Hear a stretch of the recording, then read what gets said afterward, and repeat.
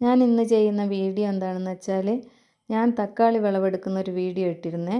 അപ്പോൾ അതിൽ ആ വിളവെടുത്ത തക്കാളി ചെടിയിൽ നിന്ന് വരുന്ന ബ്രാഞ്ചുകൾ ഉണ്ടാവില്ലേ, സൈഡിലൊക്കെ വരുന്ന ബ്രാഞ്ചുകൾ, അത് തൈകളാക്കി പുതിയ ചെടിയാക്കി മാറ്റുന്നതാണ്.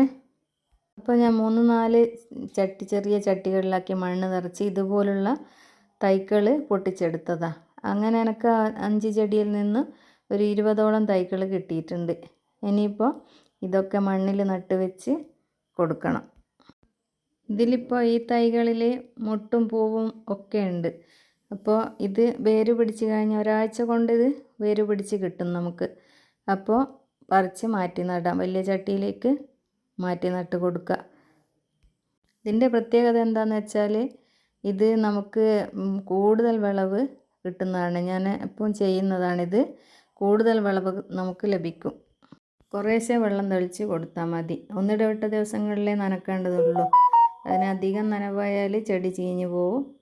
ഇനിയിപ്പോൾ ഞാൻ മുന്നേ ഒരു ചെടിച്ചട്ടിയിൽ മുന്നേ നട്ട് വെച്ചിട്ടുണ്ടായിരുന്നേ. അതിപ്പോൾ 9 ദിവസമായി. അതിന് വേര് വന്നിട്ടുണ്ടാവും. അപ്പോൾ വലിയ ചട്ടിയിൽ കരിയില നിറച്ച് അതിന് മീതെ കുറച്ച് ശീമക്കൊന്ന ഇലയും കൂടിയും നിറക്കുന്നുണ്ട്. പിന്നെ മണ്ണ് 3-4 പ്രാവശ്യം കൃഷി ചെയ്ത മണ്ണ് ഗ്രോ ബാഗിൽ നിന്ന് മുട്ടിയ മണ്ണാണ്. അപ്പോൾ അതിൻ്റെ കൂടെ കുറച്ച് ചാണകപ്പൊടിയും ചേർത്തിട്ടാണ് നമ്മൾ നടുന്നത്. അപ്പോൾ എന്ത് കൃഷി ചെയ്യുമ്പോൾ നമ്മൾ മണ്ണിൻ്റെ കൂടെ കുറച്ച് അടിയിൽ കരിയില ചേർത്ത് കഴിഞ്ഞാൽ വിളവാകുമ്പോഴത്തേക്ക് അത് നല്ല വളക്കൂറുള്ള മണ്ണായി മാറും. കരിയിലൊക്കെ പൊടിഞ്ഞ് അങ്ങനെയുള്ള മണ്ണാണ് ഇത്. പിന്നെ നമുക്ക് ചകിരിച്ചോറിന് പകരം ചേർക്കാൻ പറ്റിയത് തേങ്ങ പൊതിക്കുന്ന ചകിരി. അപ്പോൾ 2 പ്രാവശ്യം ട്രീറ്റ് ചെയ്യുക, വെള്ളത്തിലിട്ട് വെച്ച് അതിൻ്റെ കറയൊക്കെ കളഞ്ഞ ശേഷം ഈ കമ്പോസ്റ്റ് പീപ്പയിലിട്ട് കഴിഞ്ഞാൽ അതും പൊടിഞ്ഞ് നല്ല വളമായി മാറും. അതും കൂടി ഞാൻ ചേർക്കലുണ്ട് ഇതിൽ. മണ്ണിൻ്റെ കട്ടയൊക്കെ ഉണ്ടെങ്കിൽ അതൊക്കെ ഒന്ന് പൊടിച്ച് ചേർത്താൽ മതി. എൻ്റെ മണ്ണ് ഗ്രോ ബാഗിൽ നിന്ന് മുട്ടിയ മണ്ണായതുകൊണ്ട് കട്ടയൊക്കെ ഉണ്ട്. പിന്നെ മുട്ടത്തോട് പൊടിച്ച് വെച്ചിട്ടുണ്ട് ഞാൻ. മുട്ടത്തോട് നല്ല മുളകിനും തക്കാളിക്കും എല്ലാത്തിനും നല്ലതാണ്.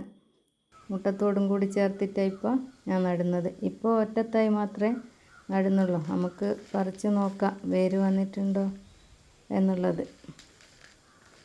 മുട്ടത്തോടെല്ലാം ഞാൻ ഒരു പാത്രത്തിലാക്കി കഴുകി വെയിലത്ത് വെച്ച് ഉണക്കി കുറച്ച് കൂടുതലാവുമ്പോൾ അത് പൊടിച്ചെടുക്കുന്നതാണ്.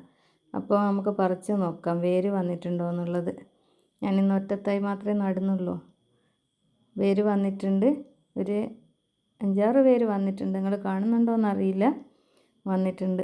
അപ്പോൾ എൻ്റെ വീഡിയോ ഇഷ്ടമായെങ്കിൽ സബ്സ്ക്രൈബ് ചെയ്യുക, ലൈക്ക് ചെയ്യുക, കമൻറ്റ് ചെയ്യുക. കൂടുതൽ അപ്ഡേറ്റ്സ് ഞാൻ കാണിക്കാം.